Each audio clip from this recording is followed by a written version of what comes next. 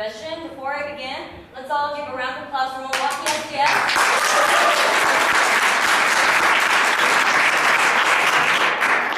They've provided everything I can think of so far. Nothing's been lacking. Doing an excellent job. And then before I begin, I also want to tell people to buy SDS shirts because there's only $15 up at the front table where you registered. So can you hold them up? 3 more seconds. Ooh, okay, so $15. So I'll just have an opening speech and then we will transition to our first round of plenary speakers who will be talking about education rights. But to say a few words about SDS and the task that lies ahead for students who are either in our chapters or in affiliate chapters, such as our Revolutionary Students Union. We work very closely with Youth Empowerment and Struggle in Milwaukee and just groups that have been with us for a very long time. These are the things that we should keep in mind for the coming year. So every year, we come together to celebrate the successes of our past year. We also set a vision for our work in the long year to come. We talk every year about the ongoing fight against racism on and off our campuses, the police crimes, the deportations, and the unequal access to education. We discuss the long-term impoverishment and the millions-high death count of the invasions of Iraq and Afghanistan, and we reaffirm our commitment to stand against U.S. intervention in places such as Syria and Yemen, stand against the ongoing occupation of Palestine, and then we work to defend political prisoners who stand with us against war. And we continue our prolonged defense of our universities, the fight back against cuts to education. These cuts mean not only reducing the quality of our campuses, but they often mean layoffs and wage freezes for the workers who spend their days on our campuses. SDS is looking to build a national student movement of students who fight back against the ills of society. So all of these sound like lofty, noble goals, but what do they actually mean when we start to break it down? And why are we all actually here? So I know some of the faces in this crowd, but many of you are new. A few of you are even from new areas hoping to learn new skills. I can tell you many of these skills can come simply and can be learned quickly, such as printing flyers, tabling in a crowd, researching a campaign and what's wrong on your campus. But much of what it takes to build a real movement for students is less simple. It means taking political positions that your family may hate. It means staying up long hours to drive cross country for political prisoners such as Simone Trinidad, or taking money out of your own pocket, to print shirts for SDS, making the bold move and holding the anti-FBI protest that you know your campus administration won't like. But we do this because the world we live in today requires nothing less. It's a world where more Black, Latino, and Chicano students graduate high school every year and less go to college. It's a world where deportations number in the millions, numbers unseen since the mass deportations of Latinos and Asians in the 1930s.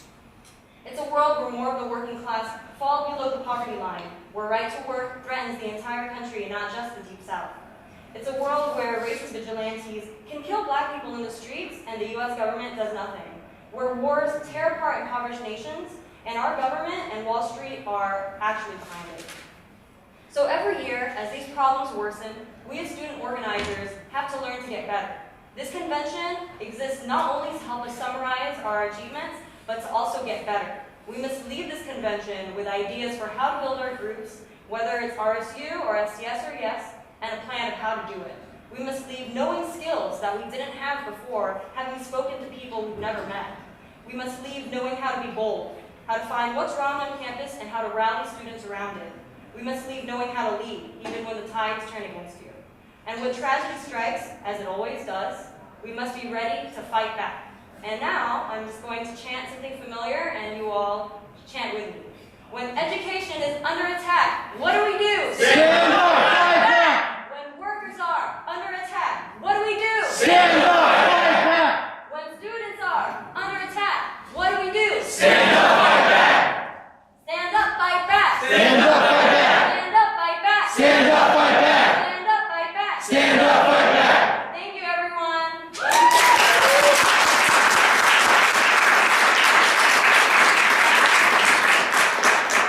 Now I'll be happy to introduce our first plenary speakers who will be talking about education rights, which has long been a pillar of SDS's work. And these speakers are going to be Steph Taylor from Minneapolis SDS, Andy Urban from Milwaukee SDS. Busy. David Melendez from Who's Diversity Minneapolis, you'd all like to come down and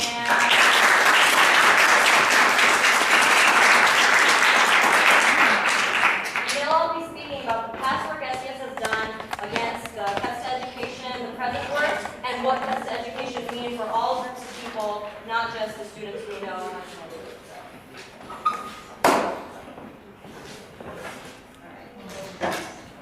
Okay. So first we'll have Steph Taylor from Minneapolis SDS, and then Andy, and then David. Hey everybody. Hey. Hey. All right. I'm gonna stand up here because I feel weird about sitting down there. All right. So hey, everyone. My name is Stephanie Taylor, as I said, and I'm a longtime member of Students for a Democratic Society at the University of Minnesota. And I've also participated in the national organization's work for a number of years. I was asked to speak on the plenary about my participation in the education rights movement that SDS has been a part of. And I have been as well since about 2010. And I was actually looking at the old articles, and it's about 2009 actually. So I've been around for a little bit, but so is SDS, which is great. So education rights, I'm going to kind of talk about the broad concept of our campaign, which is education rights. Education rights has grown to encompass many things for our organization on various campuses throughout the United States. But briefly, what we're talking about when we say education rights is putting forward a set of progressive ideals. One, that education should be free. Institutions should run like resources and not like corporations. And that all people should have access to education regardless of age, race, creed, citizenship, sex, gender, etc. Obviously, as people who are familiar with SDS's work, our education rights campaign has grown to encompass much, much more than those sort of three big ideas. A little on this, I'll address some of the ways SDSers and affiliates have fought back and continue to struggle on their campuses. But first I want to just say that I'm not up here today because I have all the answers about sort of how to build this campaign and what works and what not on your campus. Rather, I'm up here because access to education is one of the most pressing political points for our generation, and that we have the responsibility to engage with that now. So, some stats. Between 1978 and 2012, which is about 30 years, the average cost of college tuition has increased 1,120%. To put that into real numbers, using my university as an example, the University of Minnesota, as I said, the annual cost of tuition at UMN in 1978 was $813 a year for a resident undergraduate, just to kind of qualify that. In 2012, that jumped to almost $12,000 a year, an increase of 1,376%.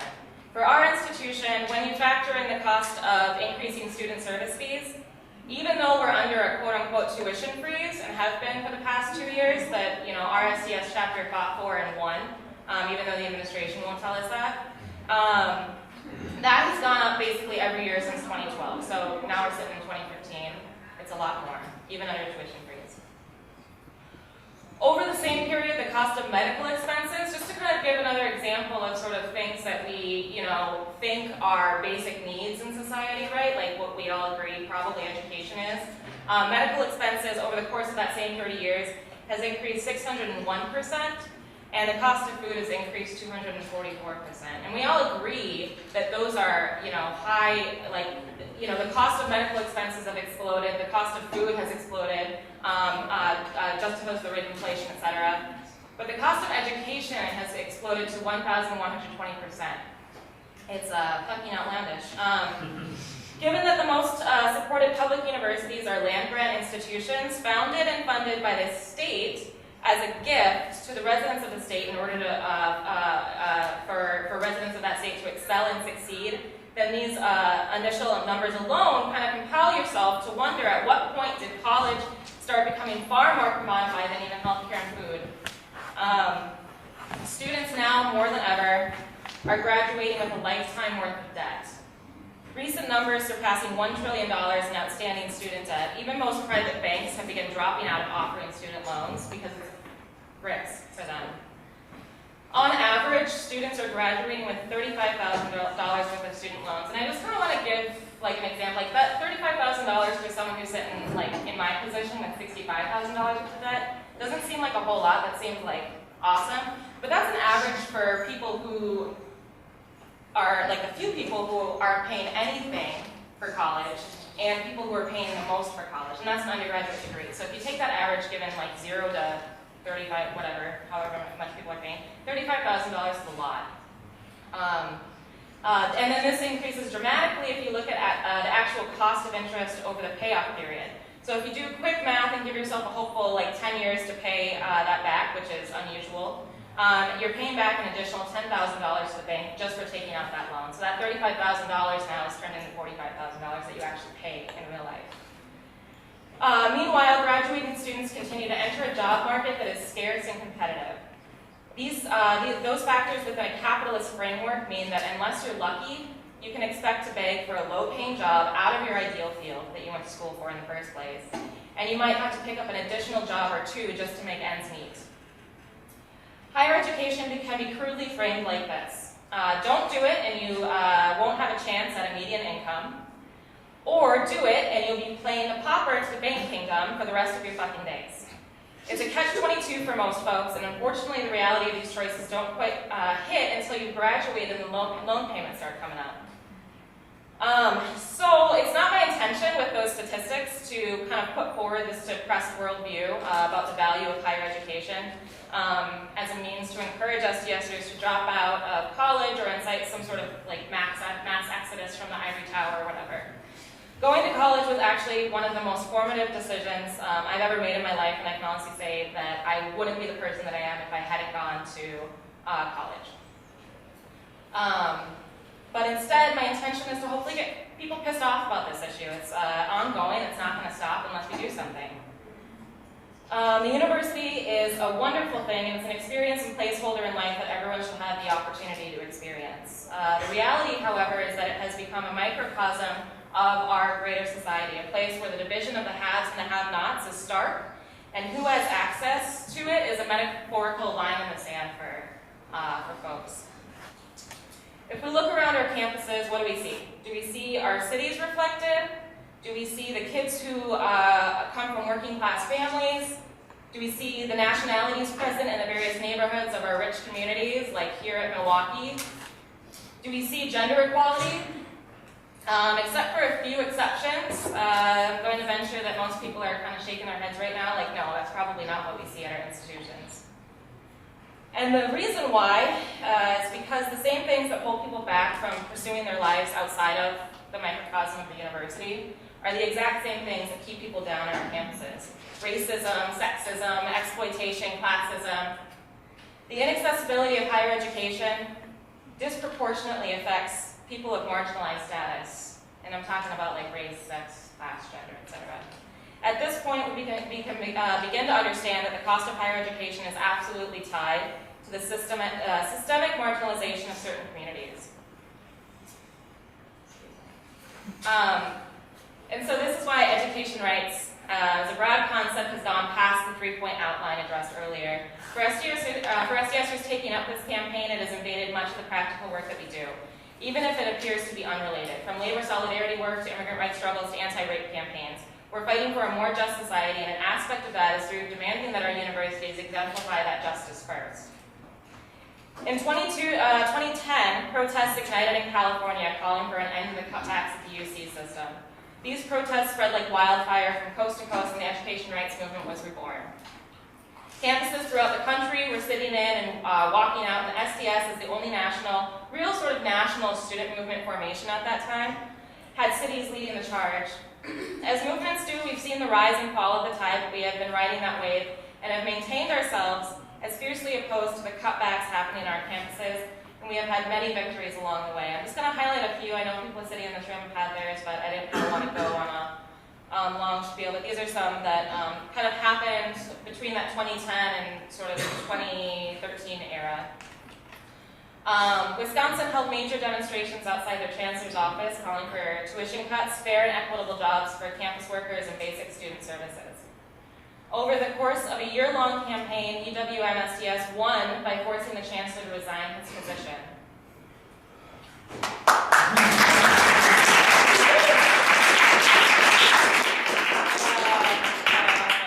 In the ongoing campaign against fierce budget cuts, UWM demanding he stand against the proposed budget cuts from the state, and that if they cut, and if any cuts are made, that they should come from the administrative salaries first. Florida SDSers and allies united to push forward Florida's first tuition equity bill that gives undocumented students the right and ability to attend Florida public universities, where before they weren't allowed to attend at all. If you're undocumented, you don't get a chance for higher ed in Florida. So fucking for nearly a year on building traction on this issue, forcing the presence of the issue in student government and their administrators' offices, and finally at the governor's front door. This was a monumental victory for the students of Florida, and it institutionalized the progressive change that was dire. UMN SDS collected thousands of signatures from undergraduate students to demand that administrators cut their salaries, that any tuition increase be voted on by the general student body, and that there be transparency on budget decisions and allocations. These demands were then put to a vote in the all-campus election forum and were passed by 85% of the voting body. The Minnesota Student Association, which is like the student, government of our university, which basically, wipes the ass of the administration. The winning vote was like 30%. So the fact that this was 85% of the people wanted this is kind of stifling.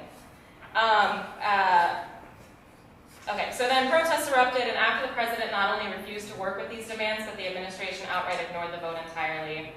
And we've been kind of going off of that campaign, continuing to address those issues and demanding that those actually be put forward. These are obviously a few highlights of the campaign work that SDSers have been doing over the past couple of years in the fight for education rights. The common course running through them, however, is that these are ongoing struggles that are built over the course of time, as well as through a national connection with the support and network of a national SDS.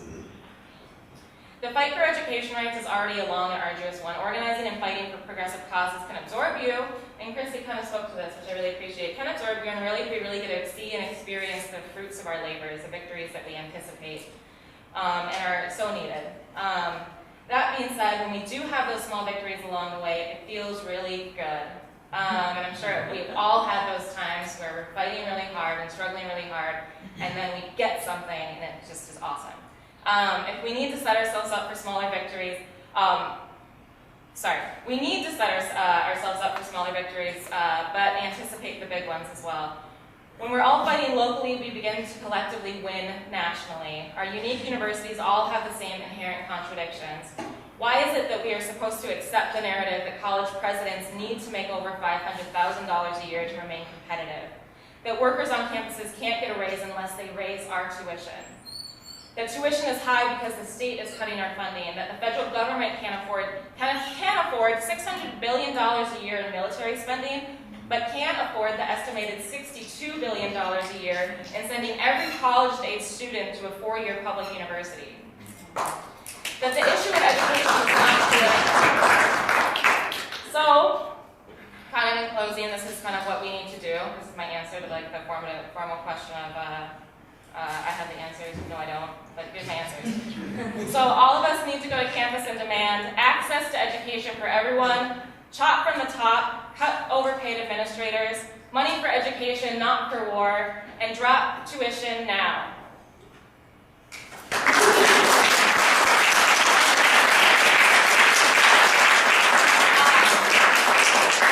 this is a fun chant that I like to say at tuition rallies, but they want our dough, we say hell no!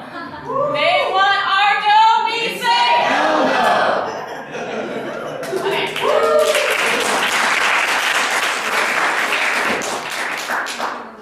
Thank you very much, Steph, for that really, really invigorating speech.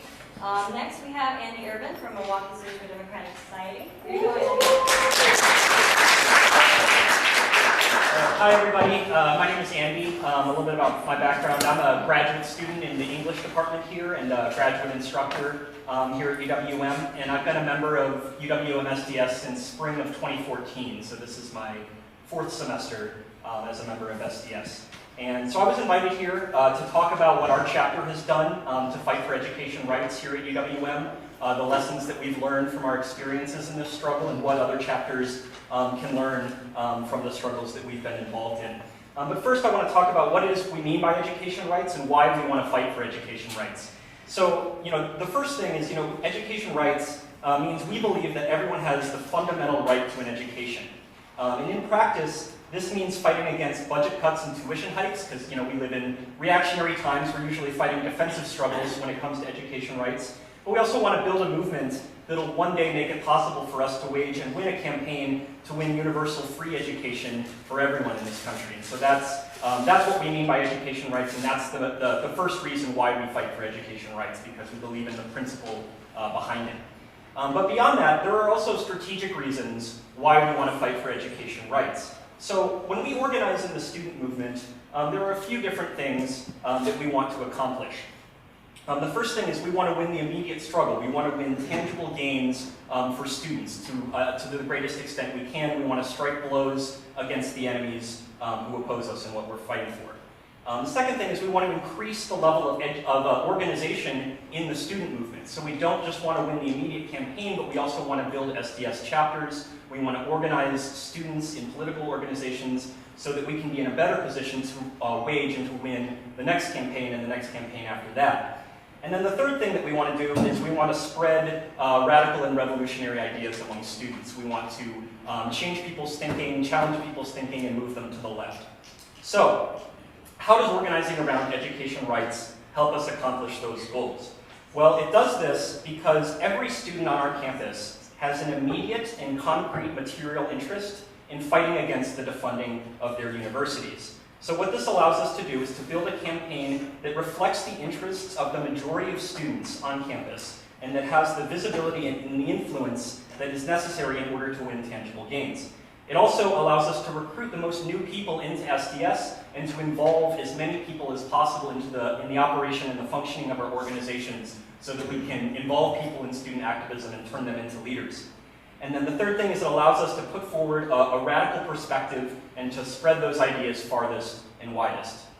So in essence, those are the strategic reasons why we organize around education rights, because it allows us to organize around the basic, fundamental material interests of the vast majority of the students on our campus, and you can unite the vast majority of students around these demands for lower tuition and for opposing budget cuts. So now I'd like to turn to the history of organizing for education rights at UWM that has been led by SDS. And along the way, I'm going to touch on a few lessons that we've learned, valuable experiences that we've had that I thought it would be valuable to share with other chapters. So back in 2010, before I got involved with SDS, our Governor, Scott Walker, proposed a budget that cut funding to UWM by about $250 million. And SDS organized a campaign against these cuts, and that culminated in a 3,000 student walkout in, I think that was 2011. Let's give everyone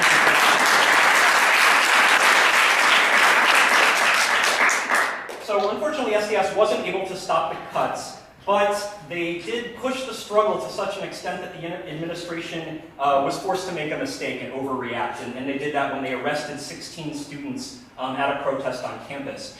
And so this made the subsequent focus of the campaign getting those charges dropped against the student protesters and getting the chancellor to resign over his role in the repression of student activists on campus. And SDS was able to win those demands, got all those charges dropped, and got the chancellor to resign. So let's give another round of applause. That was before I personally became involved in SDS, and I think some of the people who led that struggle may be here in the room. No, I don't see them. So they'll be here later. I'll point them out. You can maybe talk to them at lunch about that. They'll be able to tell you in more detail about that struggle.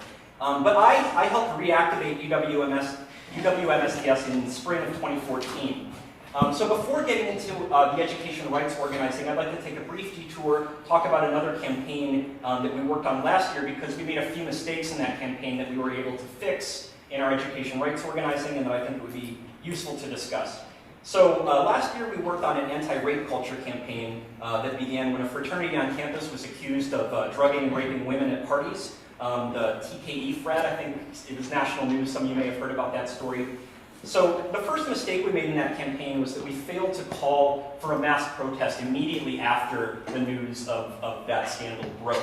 And because we failed to do that, a mass protest was organized by other political forces on campus. And so we, we're in a position where, we had to, kind of tail other forces rather than leading that struggle. And, we thought that it would have made sense to follow up that mass protest with some kind of mass meeting on campus to determine the future course of the campaign. But we didn't call for such a meeting unilaterally because we didn't want to be accused of trying to hijack that campaign or, of being, trying to, usurp the leadership role from the people who would call the original mass meeting. So we didn't do that. Unfortunately, other groups organizing the coalition around the issue didn't call such a meeting in a timely fashion, despite assurances that they would do so. When it finally happened, there's a clear direction and strategy failed to develop out of those meetings. Each coalition meeting had about half as many people attending as the previous one, and as a result, the campaign basically did not happen. So, so that was the second mistake we made. We failed to provide leadership to this campaign that we were working to build. So how did we rectify these mistakes on our education rights organizing? Well, in 2015, Scott Walker comes out with another budget with another $250 million cut to education, to our university system. So this time, we called for mass protests immediately, and because we did that, we were able to channel the mass outrage and discontent at this budget into massive protests on campus, a clear expression of student discontent and outrage at these budget cuts. And further, after this protest, rather than waiting for a coalition to form, discussing and working out a strategy and a set of demands that we could organize around, instead, we decided that we couldn't wait. We needed to just go ahead and build the campaign as soon as possible. So we, started to organize this campaign around our demands and around, our own strategy, and try to get other groups on campus, other political forces on campus to unite behind us in support of the campaign that SDS was leading. And we found that strategy to be much more effective. So the moral of this story is SDS shouldn't be afraid to lead mass struggles on campus. SDS on most campuses is the most militant and radical political force among students, and so we have a key role to play in initiating mass campaigns, in building them, and in radicalizing them.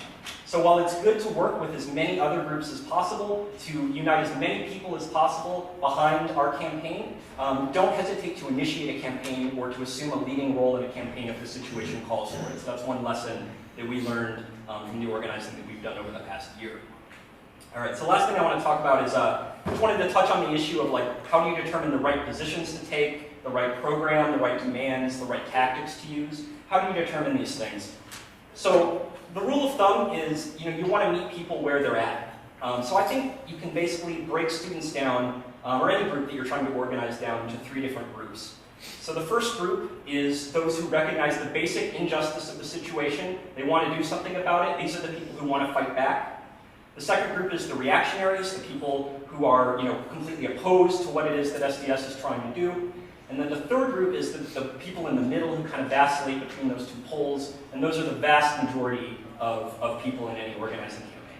So in our campaign against budget cuts, the first group of people are those who recognize the unfairness of a situation in which the chancellor and other administrators are being paid hundreds of thousands of dollars a year to make cuts to the education that students are receiving. So this group, the group that wants to fight back, these are going to be the core of your organizing campaign and the core of your SDS chapter. So you want to do everything you can to unite these people and to get these people united behind a common set of demands and a common program, because they're going to be the core of any campaign that you're organizing.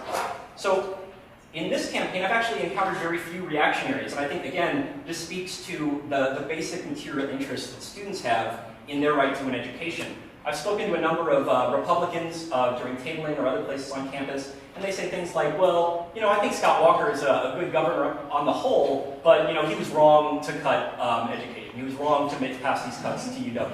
And, I support what you guys are doing, and, maybe I'll come to your meeting. They never actually come, but the point is, this issue is very useful for organizing because it cuts across those ideological lines, because every student has a reason to support, their level of tuition, keeping it as affordable as possible, and making sure their university is adequately funded. And then finally, the people in the middle in our education rights campaign, these are the people who, maybe they think it's unfair that the chancellor is making, several $100,000, but they're not going to really get behind the campaign unless they're convinced that the campaign is winnable and that it's going to tangibly affect them or improve their situation in some way. So they might say like, oh, it's unfair, but if we cut his salary, like we're facing a $30 million cut on campus, is that really going to improve our situation, right? So to win those people over, we need to develop a program and a set of demands and a strategy that can persuade those people that this fight is winnable and that if we win this fight, it's going to benefit them. And so that's when we're determining what kind of tactics we want to use and what kind of demands we want to put forward. We want to put demands and tactics that can unite the people who want to fight back while winning over the people in the middle, showing them that the campaign is winnable and showing them that it's going to benefit them if we can pull it off. So that's the kind of approach that I would recommend for formulating campaign demands and tactics. All right, so that's pretty much what I have to say. Thank you so much for listening, and I hope that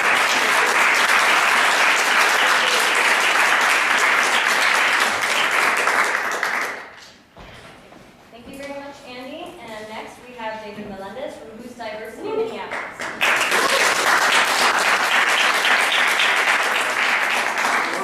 What about the SDS homies, man, especially to Matt and Minneapolis chapter for allowing me to come and to connect with me to be here.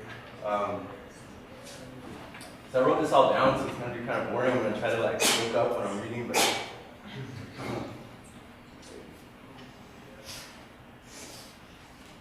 okay. So what is diversity? Chris sent me some guiding questions that were really helpful. It's kind of a hard question to answer.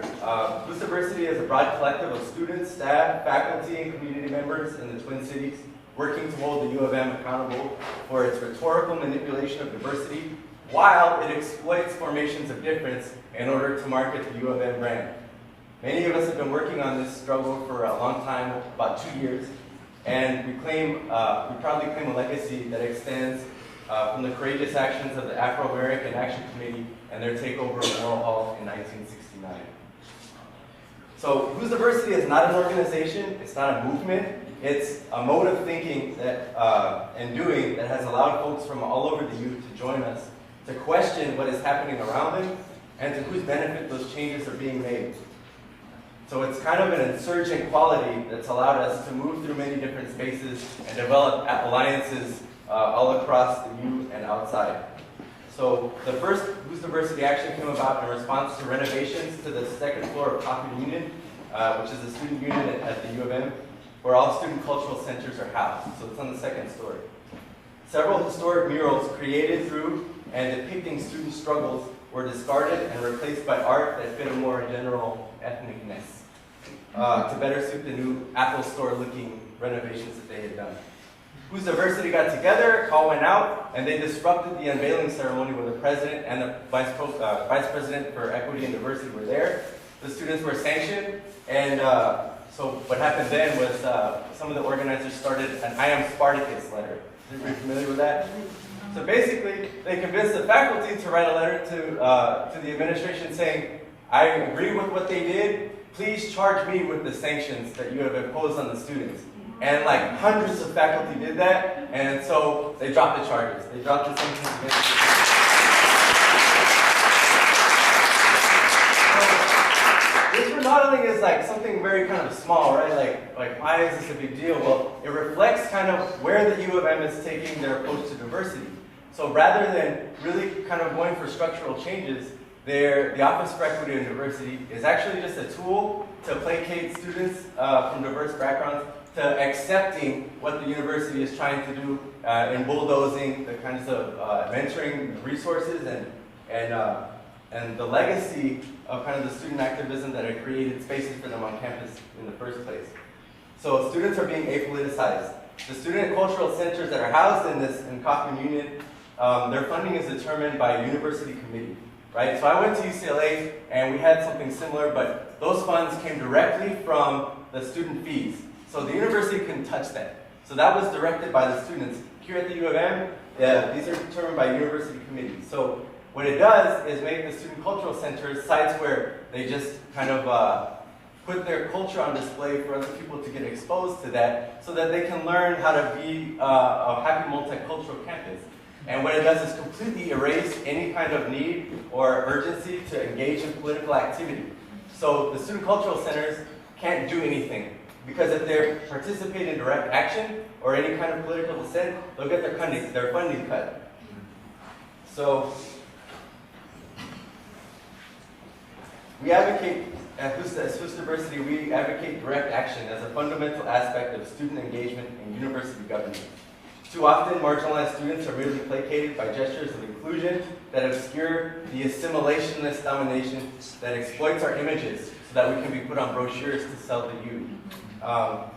So for example, the Chicano Latino Studies department has been in a state of crisis for years. Right now, we only have one full-time faculty in a department that's over 40 years old, right? And that's not a problem to the youth. So, incidentally, last year, the year before, in 2013, the head of the chair of Chicano Latino Studies was also the vice provost for the Office of Equity and Diversity in Graduate Education. And he left. He departed. I had a meeting with him and he left, leaving this long letter to the administration citing all the problems with diversity and all the things that he had suggested that they do that they just discarded and didn't listen to. So the failure to acknowledge and address issues raised by students, staff, and faculty of color are strategic moves that deter students from participating in education as a practice of freedom, leaving only space at university-sponsored campus climate events and commission task forces where they go and into these communities and try to figure out what the problem is with diversity. Well, we have been telling them over and over again, and they just don't seem to want to listen. So on February 9th, 2014, I'll just read this. We staged a rally outside the student union at Kaufman at the same time that others went through the tunnels to the president's office. So we had something going on here with the rally, while others of us were going through the tunnels to the president's office. When we had gotten into the president's office and secured ourselves, we sent a text to the organizers at the rally, which then turned into a march to Morrill Hall, where they protested the office. And so when we read the president the demands for Who's Diversity, there was a big crowd screaming that you could hear that we had definite people behind us when we did that. So after we read our demands, I was one of the students that was then arrested afterwards, detained in Hennepin County Jail, and then we're charged with academic sanctions, like a warning for any further activities, right, as political dissent, could result in academic sanctions. So some of us were able to contest the threat of these sanctions and are now in the process of student conduct hearing procedures. Over 170 faculty, right now 173 faculty, have signed a petition to the Office of Student Conduct and Academic Integrity to drop the charges.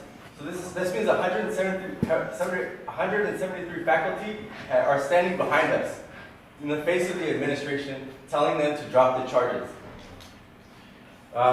Tragically, so there were 3 of us that were fighting the charges, but one of us, we lost this past August. He wound up dead in a jail in Nebraska, which is a whole different issue, right? Carceral state. But he was also a key organizer in another movement that I'm speaking on behalf of, which is Students Unidos for Chicano Latino Studies at U of M, which is a growing movement. It's part of a growing movement in the state of Minnesota, which is called Adelante. So I'll speak on behalf of that real quickly. The Department of Chicano Latino Studies at the U was founded in 1972 following a takeover of Morrill Hall in the spirit of the AAAC movement just 3 years prior. Very recently, the department's founding documents have been archived and made accessible to the public for research.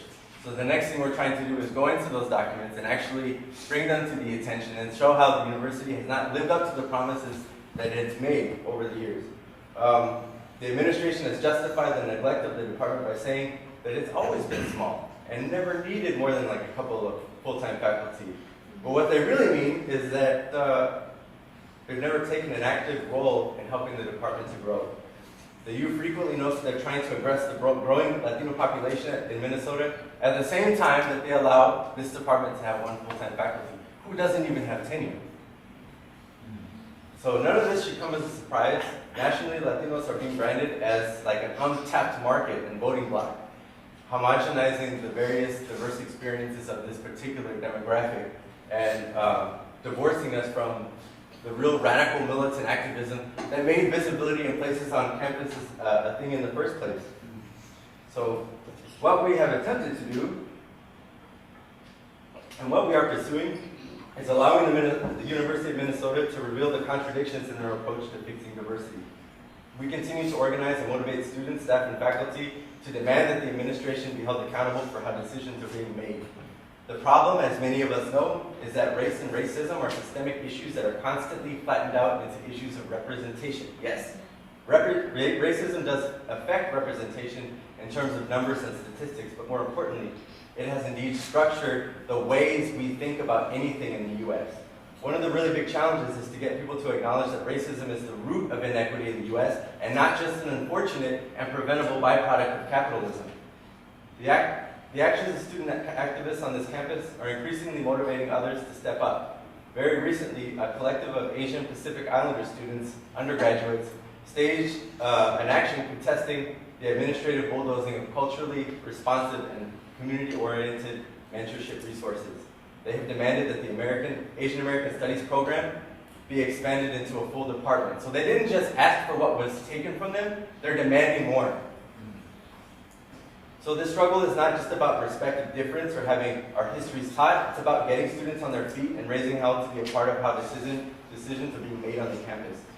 We are committing to ending the narratives that tell us that the very institutions that oppress us are the ones who give us the right to be here as students. Fuck that. We all know that it's the power of the people to name their oppression, speak their truth, and collectively disrupt the oppressive structures that gets us anywhere. Which leads me to SDS and how important SDS has been and continues to be at the UM. When I arrived here, there was no MECHA like at UCLA. There was really no spaces that I could insert myself into to pursue this kind of work. So I got involved in the work after the U decided to host the Washington Redskins at TCF Bank Stadium, which is run by the university, despite a huge outcry of the American Indian population and allies in the Twin Cities. So through this action, through all the Black Lives Matter actions that have taken place in the Twin Cities, and through labor and solidarity actions where SDS has been ever present and active in disrupting, SDS was there. So when Students Unidos were organizing to do our banner drop, to disrupt the Board of Regents meeting, and they were there, okay? And at the People's State of the University address, which is a response to the kind of whitewashed narrative that the president will give to all the donors and sponsors and alumni, SDS opened up a space for us to reach out, branch out, connect with other students to build this kind of mode of thinking, as I like to call it. So right now we have a petition for students to sign that are standing in solidarity with the students that are facing charges in this university. So if you could Google that, if you could put in, it's an I-petition, and it's Students in Solidarity with Diversity. If you could sign that and rep SDS, you could show your support as a national force that is behind, that has truly been at the epicenter of radical student activism at the University of Minnesota. So again, thank you so much for having me, for always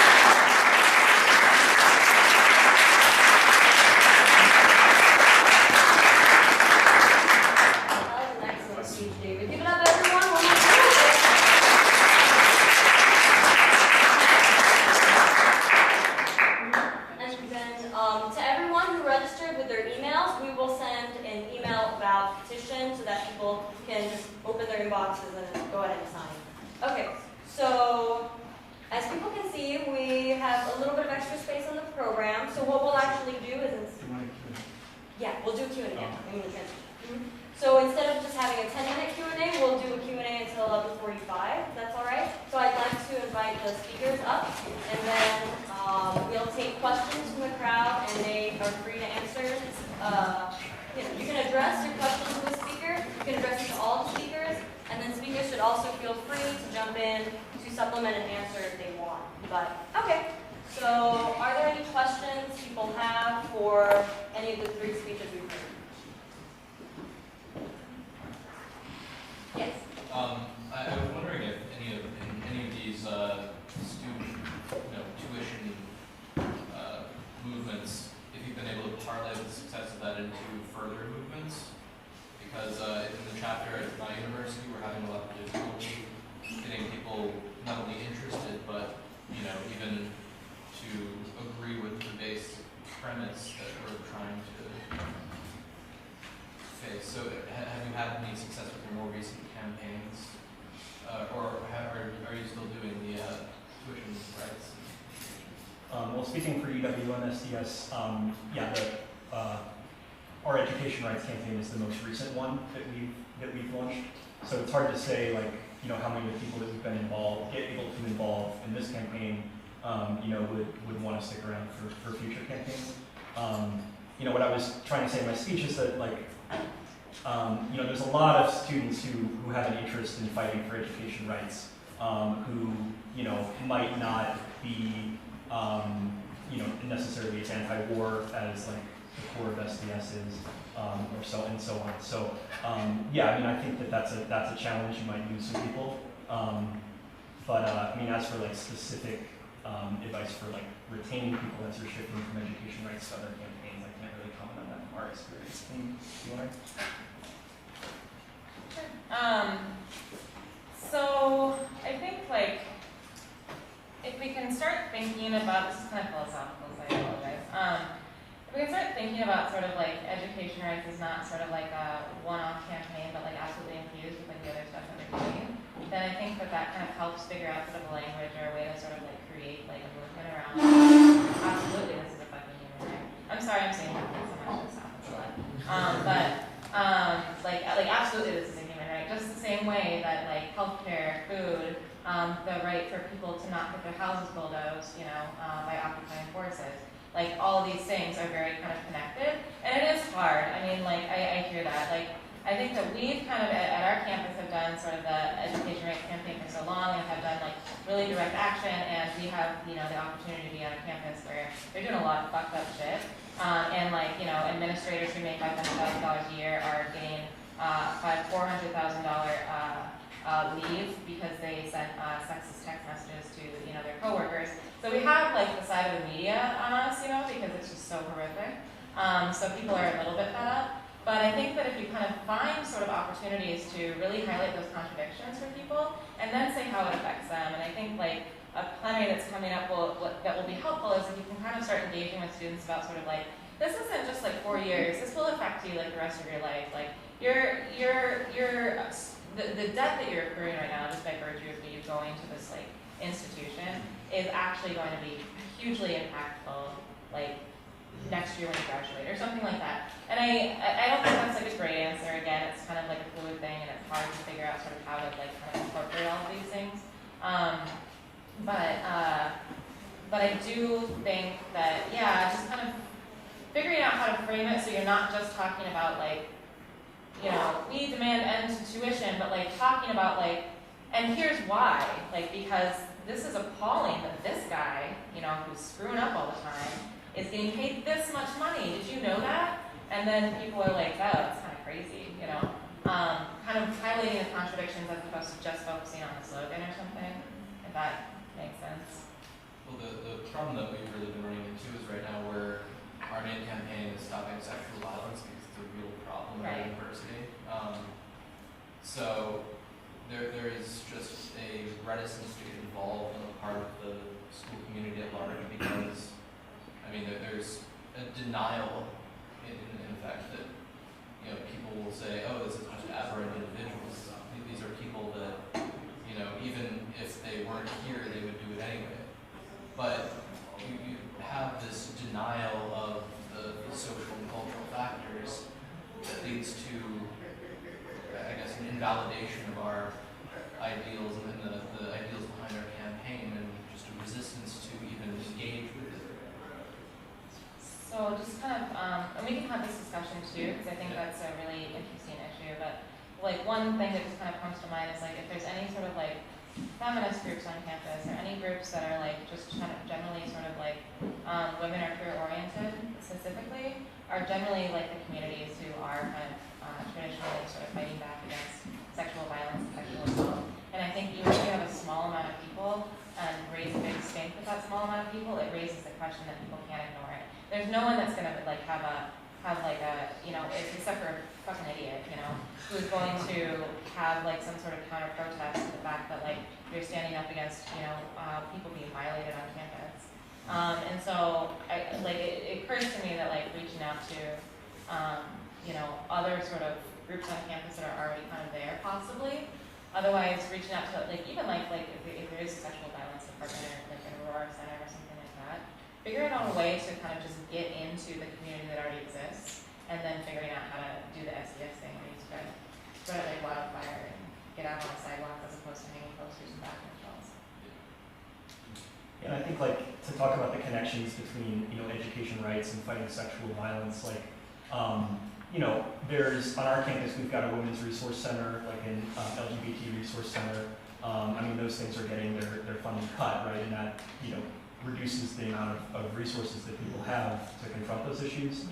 Same thing with funding for women's studies departments, you know, LGBT studies departments, like academic departments that educate people about these issues. You know, I mean, it's all linked, right? I mean, if you know, funding is cut at universities, then that's going to make the sexual assault problem worse.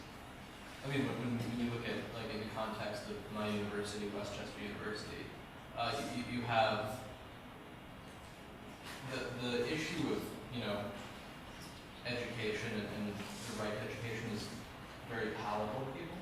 And actually, in the past year, we want to fight to stop the university from leaving the state system and becoming a state-affiliated school like Penn State or Temple, which would have probably raised tuition 300%. But the biggest thing is that is a much more palatable issue, and I'm wondering if you can use that issue that is much less divisive, much less radical to radicalize the student body into something that might be, you know, more unpalatable to those who haven't encountered it. Okay. Are the speakers going to respond to this, or so can you clarify the question of this particular campaign? Well, I'm just wondering if using the education rights platform for a campaign and getting people involved in that, if that's a legitimate strategy to, you know, retain people and radicalize them and use that momentum to engage in other campaigns. You know, if that's. So I think we'll take one more response first and then open up the floor again for more questions and whatnot. But yeah, definitely shake it back and forth. We just need to keep the floor open for multiple questions. But do any of the speakers have a response?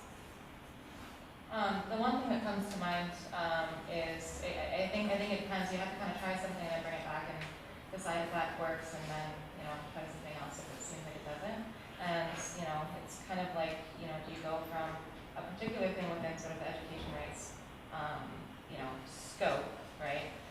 Or is it going to actually play out better on your campus if you do more of a general thing, and then make people understand that this is actually a contradiction inherent in what we're fighting for on campus too. And so I think that's kind of the question, and it depends on sort of who your audience is, who, you know, whatever. And if there's a particular issue, you know, that's happening in terms of like, you know, frats or whatever, then it makes sense to focus on that. But if it's like trying to actually kind of cast a wide net and figure out how to get people involved, then I might lean more towards the general education and stuff and bring some sort of conversations of people involved. But, Thank you for that informative back and forth. Are there any more questions for the speakers? Yes. Andy? Yes. Yeah, so you talked a little bit about how you've had some successful or unsuccessful campaigns in terms of like how you responded to an event. My main question was, what kinds of outreach did you do when you were really successful? Like, did you do just a lot of like tabling or like flyers? Like, did you do everything? Like, how did you coordinate that? Yeah, I mean, the main form of outreach that we do is tabling. You know, we try to, you know, have, you know, a few hours Monday through Thursday where we have members out tabling, or you know, other forms of like opportunities you can have to like start conversations with people is just like, you know, get quarter sheet leaflets and hand them out anywhere on campus. Petitions are good because even if you know that the petition has no chance of actually changing anything, it gives you a way to get people's contact information and a way to start conversations with them about the issue that the petition is about. Not to like be too cynical about it, but right. Easy. So yeah, I mean, those things like allow you to have conversations with people, and that's the best way to like agitate people and get them involved, is to talk to them one-on-one about the issues around which you're organizing, in my experience. Yes? I have a question for David Hernandez. So it's pretty evident that the term Latino and Hispanic is a very homogenized term that's kind of putting a lot of different nationalities and a lot of different really racial ethnicities under one label. One thing that my girlfriend and I has kind of like animosity towards, say, the previous Brown Berets was that a lot of times within, say, Latino, when people were fighting for Latino rights, for lack of a better term that I can think of off the top of my head, what you tend to see was a lot of animosity towards, from the light-skinned Latinos from, say, more like Mexico region towards, say, the Chapinas and the Chapinos who come from more Central America, the darker-skinned Mexicanos that kind of populated the group. And my girlfriend's Guatemalan, so that's why she kind of has that sort of animosity towards the previous Brown Berets.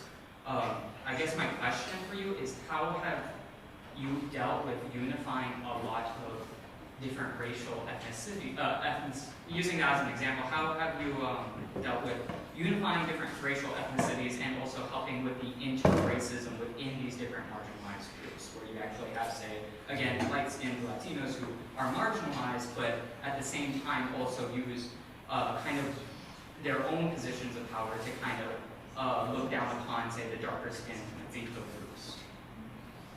Yeah, I mean, so this is kind of it's a great question. And I also teach, so I'm in theater and dance, right? So I'm a grad student. And I teach, and when I teach the souls of black folk. You know what I mean? I teach pedagogy of the oppressed. And in an intro to theater class, right? So I'm like taking all these texts and like the students don't know what they're doing, right? They're like getting this radical, like, you know, double consciousness, very like coming from Marxism. They're getting all this stuff without really knowing it and dealing with it.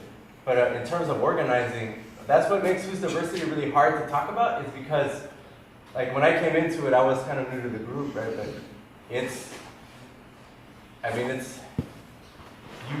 there's no way to know who is in it, who is organizing, where those meetings are happening, what's going on. And so we have like 30, 40 demands or whatever. It's like, you can't contain it. You can't contain it. So, because the idea was that we were going to focus on what difference is and what that means. And so, like, for example, tomorrow, you know, Chacha Jimenez is going to come talk about the Young Lords, right? And in a lot of ways, Puerto Ricans and black folk have more to do with each other than Puerto Ricans and Mexicans, right? So, and this is the kinds of thing that we were trying to foreground, is that diversity, what the fuck is diversity, right? And to encourage that kind of like take on, like, how are we even thinking about this? And to understand that the definition, the way that you define diversity is a very political stance. And it's something that we can talk about, or in the case of the University of Minnesota, not talk about, but just force people to assume. So that's the whole point, is to, exactly like you're saying, to get in there and to explode those kinds of, like, you know, to find the contradictions and to inhabit those, you know? So it's like really actually questioning the term of what is Hispanic, what is Latino, that type of thing. It's actually finding out what that diversity is, basically. Yeah, it's a mode of thinking. It's like, what is diversity? And when we have like some kind of idea, we're like, okay, well that's not really diverse. So we actually fell apart over like cis male privilege, right? So it was like an issue of like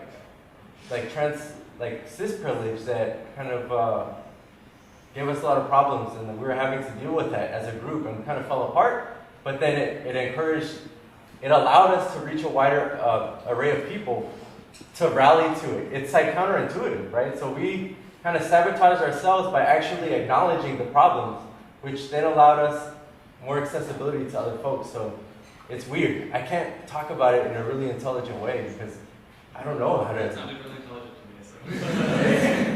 It's not containable. It's crazy. Okay, so I think we can take one more question before we wrap up the plenary and then head towards workshops because we'll be starting really just a few minutes. Yes. All right, so coming from a person who's got all of the privileges and representing somebody on campus who is like less involved or less, I'm sympathetic to the cause, but less radical about it. What are we looking for as far as the support from these kind of people, the middle people that we're talking about? Like, what does that support actually look like? Because obviously, like, I want to support like your identity and your freedom and your non-oppression, like, and you not being oppressed, but like, what does that look like? Because I'm also not necessarily radical, you know, like, I got other things that allow me to be ignorant, you know, so that's how how do I support you, you know, like, what are you looking for? That's a great question, man. I'm going to tackle it two ways. So, and one's historically. So SDS, it's one thing I didn't mention. SDS was a pivotal, was a huge part of the AAAC takeover in 1969. So the SDS students, white SDS students, were actually forming a human barricade between the AAAC black students inside on the takeover and the angry white mob of students on the outside that were like threatening violence. So there's that way, which is kind of more radical, right? Like putting them in like real solidarity and bodily harm and that threat. But then also I just met with the Council of Graduate Students at the U who were like kind of upstanding, like, you know, they pass, right? For this like middle class, like kind of well-to-do, like they perform this whiteness, which allows them access into these spaces where like decisions are made and the governance happens. So they're like, hey, how do we help? How do we take the lead from you? So like they can't necessarily or don't want to like maybe go out there and like, you know, get in the president's face and get arrested, but they're willing to do that work and they're more able to do that. And so it's just like acknowledging the difference, like acknowledging that you do have privilege in a way, but also acknowledging that that privilege doesn't mean that we can't have a relationship that works toward both our ends, you know? So that's the way we've approached it. And so the Council of Graduate Students is trying to get radical activist students on their committees, you know, as a way to show the university that we value this kind of work being done. So thank you for this. Okay. So round of applause for the speaker.